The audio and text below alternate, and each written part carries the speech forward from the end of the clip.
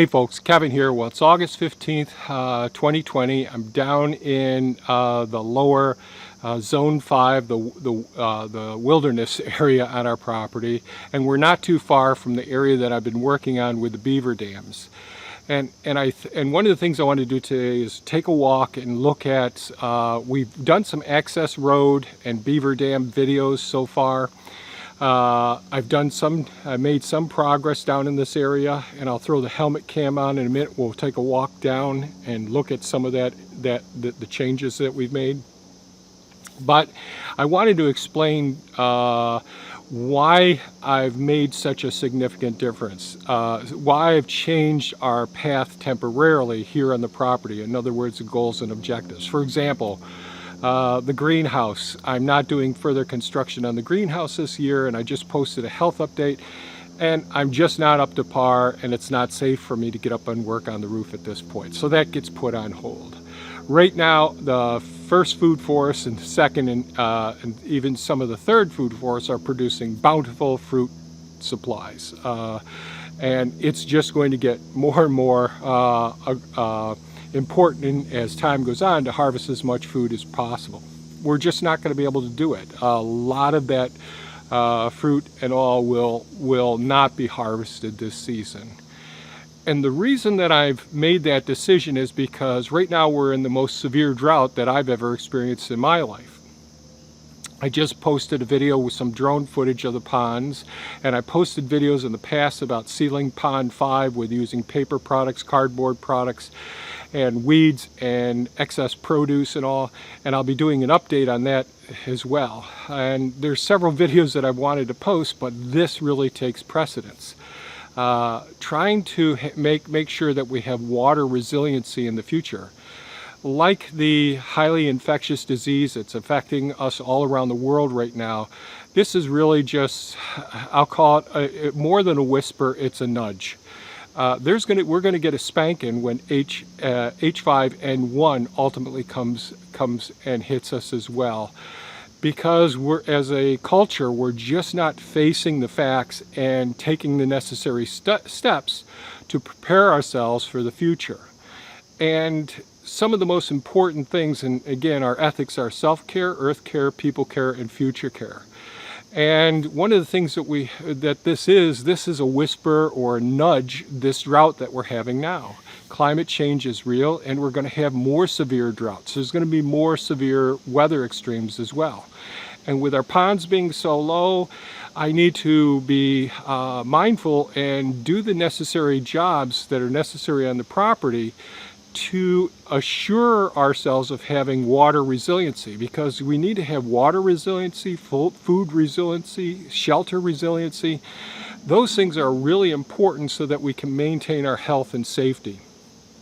So having this pond that is not being affected, the beaver dams and all, by this severe drought is a sign that I need to work in this area and actually get some of the soil out of here, harvest that as well before we dig another pond down here. So we have water that we can pump up to the food forest in the future, because there could be much more severe droughts in the future. So that's the reason why we're focusing so much and moving away from some of the work that I want to be doing up there in the food forest, but now we're working down here as well. So I thought what I'd do is throw the helmet cam on. We'll take a walk through some of the access road here that I've shown previously, driving through with Pepe, that little green machine there, with the access road, and show you what's a little bit different at this point and things that I'm learning as well. So here we go. So this is one of our access roads. We didn't come down this one before. It's kind of windy and twisty, going up close to the property line. And I have some stone piles up in that area and some chunks of concrete that I've saved from years ago when we had a mobile home on the property and when we ran the wildlife center. So I deposited those in an area on the bank that I'll probably be getting some from as well. Around here, there are many trees that are dead. So I've been pulling out the trees and the stumps and bringing those, using Bumblebee, bringing those over to locations. You can see there's trees that are tipped over. There are multiple ones that are going to come down eventually, and those are all areas that I've got to work on. Now we have up above, this access road is where we had all of the soil that we got soil from for building up this roadway some and working on the dams as well. So when we go around this little curve here, what we did have in the past video when we did the zones and access roads, you saw water all in this area, and you saw more trees and bushes in here.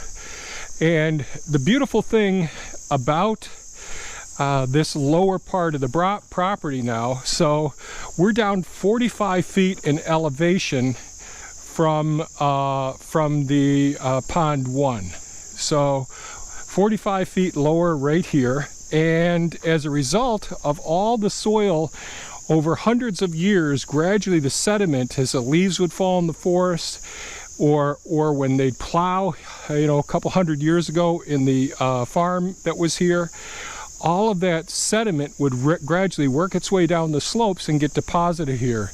So we have this 2 feet of, 1.5 to 2 feet of beautiful, rich black soil here. And you could see at the base of these trees, hopefully you could see where the water level is most of the year.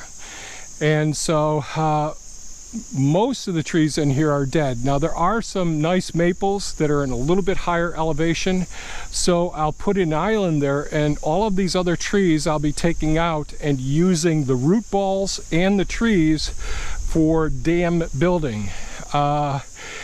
I won't get to all of this year because it really takes me a long time to do these projects. This is a tree that fell over. Interesting enough, you can see how nature finds its way. That's the root ball of this tree right there. This tree fell over, and these, what look like trees, are just branches that shoot up. And that root ball is still alive, and these trees are all prone, when we get a big windstorm, to start knocking the whole system over potentially as well. I'll be taking this out and harvesting the soil all around in here, and then using the deep soil. Now I'll have to get a bigger piece of equipment to do this, but the deep soil in this area is a lot of sand, and so that'll help to build up the roadways and help further with the upper Beaver Dam as well. So the topsoil in here I'll be using for gardens and food forests for the expansions that I'll talk about in future videos. And I'll be taking out quite a few of the trees in this small area right in here, and pushing some of the soil up into the other areas, and then we'll be reseeding the forest. We'll be planting lots and lots of new trees. Everything that we take out, we're going to be putting at least 5 times, probably 10 times more trees into the area, and wildlife resources for the wildlife in the area. So that was all wet in the video shortly after making my access road down here. Now we're going to come out to where the lower Beaver Dam is.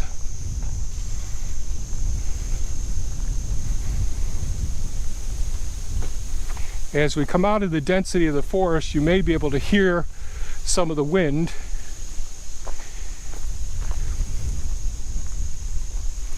Yesterday I made my way in here trying to take out a lot of these dead trees that were in here. It's pretty dense before you see it like this, and so I pull up all the root balls and the brush and the trees and cut up the trunks, and then I use them to build the system out here. You can watch all the bass in here and the bullhead come up over in here. Really interesting.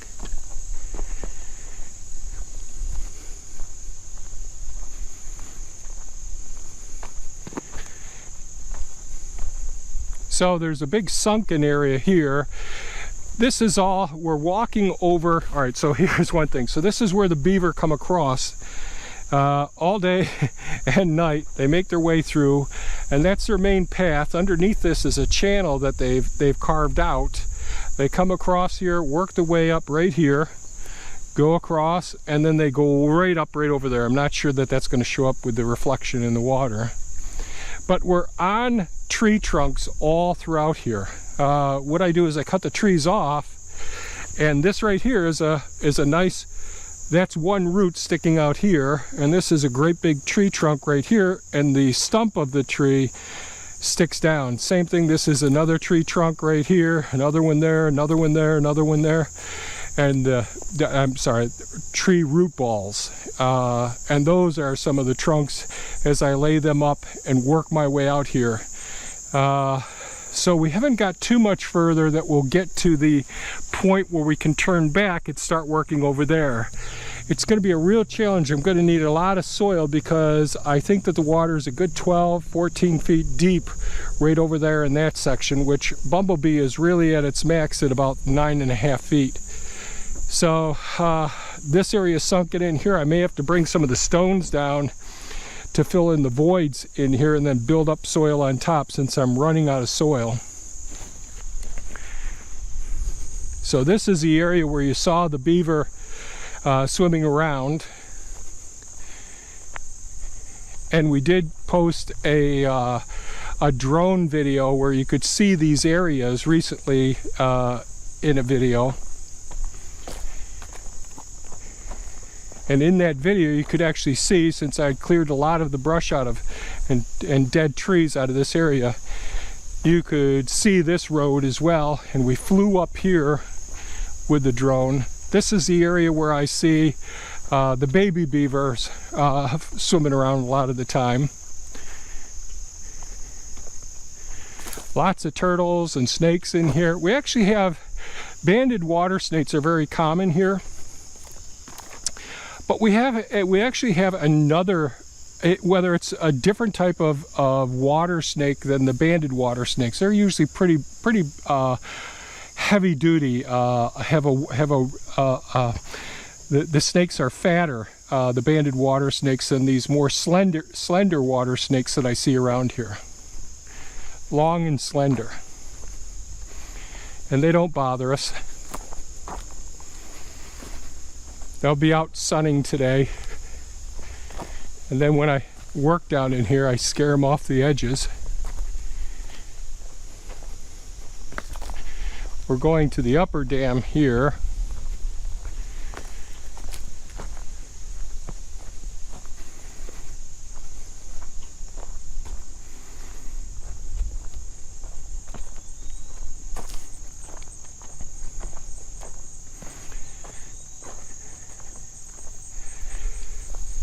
Now, previously I talked about how this was all shale, all bedrock in here, and it seems to be ending about here, or at least I'm not reaching down that far. And so you'd see here's where the beaver have been, right in here as well. And they're coming across here. Those are all their drag spots where they drag their materials back and forth. And here's another spot that they drag. And it just gets deeper as we get here. I'm at my maximum depth right here, a little over 9 foot in depth, and I'm not reaching the bottom. So it just gets deeper and deeper as we head out this way. So I'm gonna have to get a lot more of the dead trees, pulling up the stumps and all. Here, the soil was actually pretty high right in here, but it drops off at about 20 feet here. So I'll have to get some more of those big root balls from the larger dead trees, which take me, I can get about 2 of those trees, 2 to 3 a day. And this is what's at the base of them. So this is all sand here. It's all sand below the muck. And this is the hugelkultur material, which is just too darn dusty. It blows every time I drive over it. So much of this goes down and ends up in the sediment. So having more of the sand, even though this is very fine sand and it will blow away, but you see it doesn't blow away as much. So that's what will be left to use. here to help build up some of this access road. We'll go over to the area where I put all the stones in for the next to where the chinampas are. So one of the things I should mention, I really wanted to, there's a wood duck flying right over there, you probably can't see. One of the things I really wanted to do out here was put a large tower out here with an observation point, so we have a nice staircase going up to an observation point where we can get a really good, almost bird's eye view, and we can do some nature photography out in this area. This is such a peaceful, beautiful place that that's one of the things I'd really love to have and see.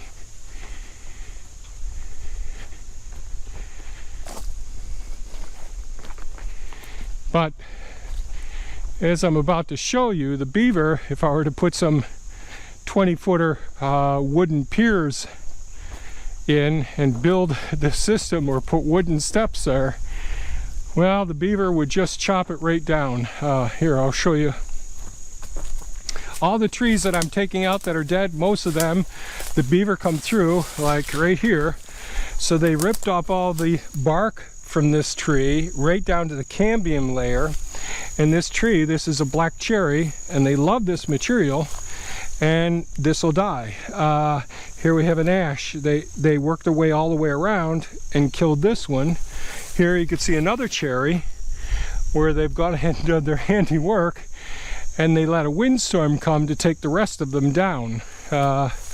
You can see this was done during the summertime, and you could tell the difference. It's much higher, the ones that are done during the winter months. Here we have a young sassafras tree right here. All right, let's go over to what I wanted to show you. So in order not to lose so many of these big, beautiful trees around here, one of the things I've got to do is always be thinking about what trees to plant down here for all of the beaver. So this is where some of those old concrete materials that I had, concrete slabs were. So I brought them down here. That's the chinampa system. The water level's too high and the soil stays really saturated. So getting out on there and working, I really can't extend that until I'm able to pump some of this water down. So this is the water pipe. I finally got all the stone in here so I can get close to here. And what did the beaver do? Well, they chewed holes through the water pipe. So whatever I put in down here, whether it's a large observation tower, or I put in a water system, or the solar panel rack system that's going to support it, I have to be worried about, geez, trees falling down, the beaver taking out a tree and a windstorm taking it down and destroying the solar panels. I have to think about, will the beaver be chewing through water pipes or electrical pipes or battery backup systems down here? Those are all things I need to consider whenever I discover something like this, because lo and behold, honest to goodness, I didn't think a beaver would do that. But I had a friend who rehabilitated beavers, and when I think back about it, they will chew through just about anything. If you raise them in your house, they will chew your house apart. So we need to use metal as a base structure. We need to keep everything in metal conduit, galvanized metal conduit, in order to do it. And how am I going to build an observation tower? Metal will be kind of expensive and a real challenge to do, so I don't know that I'll be able to do that. Now, could I use a couple of the trees around here and build like a tree stand like a hunter would? I could, but I'd really like to get one out in the open to a point where I could get a really good observation all around, besides looking into the woods as well.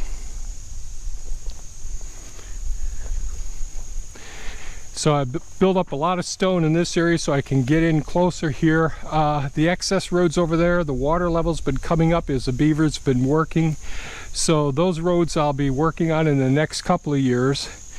But the urgency right now is trying to get, since during this severe drought, this water level is so high, the beaver have shown me a way of securing our water resiliency and having access to water that we can pump up on to the food forest and for our gardens in the future. And who knows what the cost of water will be, what regulations there will be in the future.